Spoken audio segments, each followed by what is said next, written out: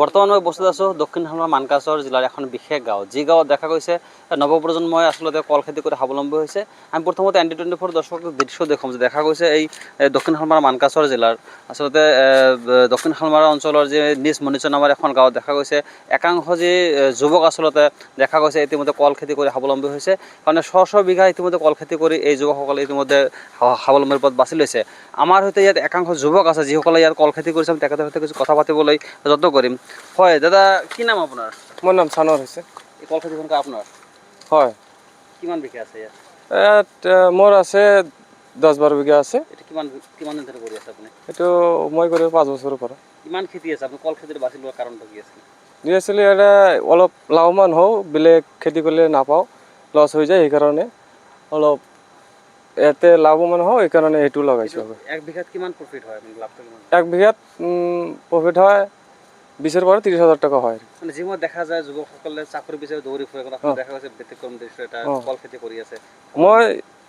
মই ভাবি আছোঁ যে এতিয়াতো চাকৰি ইমান পোৱা নাযায়, সেইকাৰণে নিজেও একটা পদক্ষেপ লৈছোঁ যে এটা খেতি কৰোঁ। নিউজত দেখোঁ, মোবাইলত দেখোঁ যে কল খেতি কৰিলে অলপ লাভৱান হয়, তাতে ক্ষতিৰ অংশটা কম হয়, সেইকাৰণে মই এইটো আৰু কি পদক্ষেপ লৈছোঁ। আপোনালোকৰ এই অঞ্চলত বহুকেইটা ঠাই দেখা কল খেতি আছে।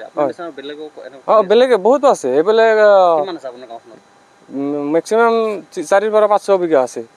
মানুহ কিমান আছে? মানুহ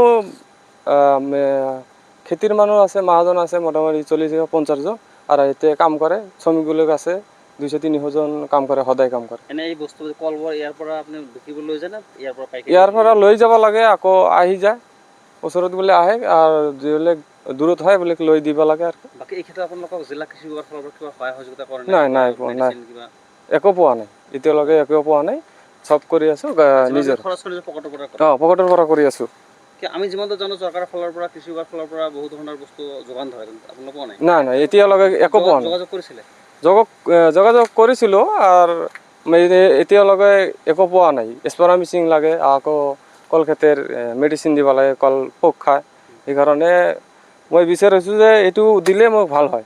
এনে বিঘাত যদি খেতি ভাল হয় কিমান মানে লাভ হয় মোটামুটি? ভাল হ'লে 30,000 টকা, 30,000 টকা, 40,000 টকা এনেকুৱা লাভ হয় ভাল হ'লে।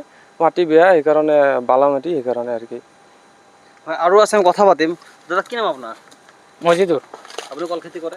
কৰিছোঁ অলপ। মানে কিমান প্ৰফিটটো কিমান হয়, কেনেকুৱা হয়? এতিয়ালৈকে আমি পোৱা নাই, সিহঁতে কৰি আছে, সিহঁতৰ হিচাপত 20-25,000 টকা আহিব লাগে। সিহঁতৰটো চাই আপুনি প্ৰথমবাৰ কৰি আছে? মই এইবাৰ প্ৰথম কৰিছোঁ। মানে কল আহিছে আপোনাৰ খেতি?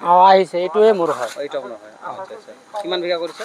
মই বেছি কৰা নাই, অলপ কৰিছোঁ, 2 বিঘা। 2 বিঘা কৰিছে। 2 বিঘাত খৰচ কিমান হ'ল আপোনাৰ? মোৰ মোটামুটি 50,000 মান খৰচ হ'ল।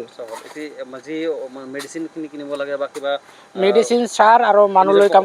এইটো বিভাগৰ পৰা দিয়া নেকি? নাই, একো পোৱা নাই আমি সহায়। যোগাযোগ কৰিছিলে? কৰিছিলোঁ অলপ, একো পোৱা নাই। মানে আপুনি তেখেতৰতো চাই অনুপ্ৰাণিত হৈ আপুনি কৰিছে এইটো? সিহঁতক চায়ে মই কৰিছোঁ। আৰু আছে, আমি কথা পাতিম। দাদা, আপোনাৰ নাম? মোৰ নামটো ওচমান। আপুনি খেতি কৰিছে?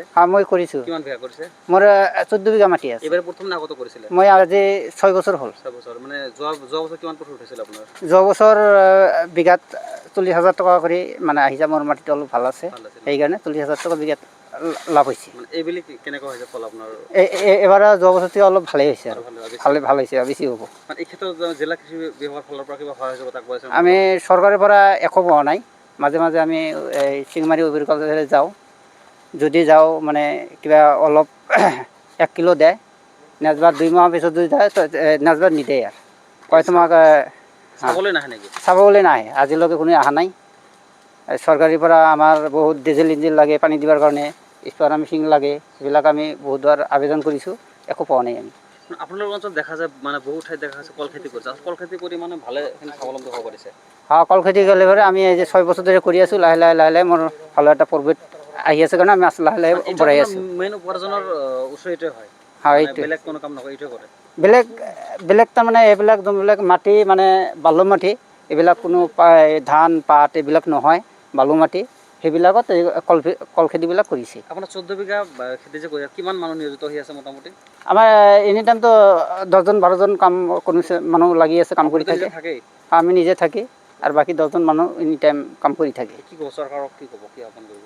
চৰকাৰৰ এতিয়া আমিতো আমাৰ বহুত বস্তুৰ দৰকাৰ, স্প্ৰে মেচিনৰ দৰকাৰ, আৰু ডিজেলি মেচিনৰ পানী দিবৰ কাৰণে দৰকাৰ পৰে আৰু স্প্ৰেৰ কাৰণে মেডিচিনৰ দৰকাৰ পৰে।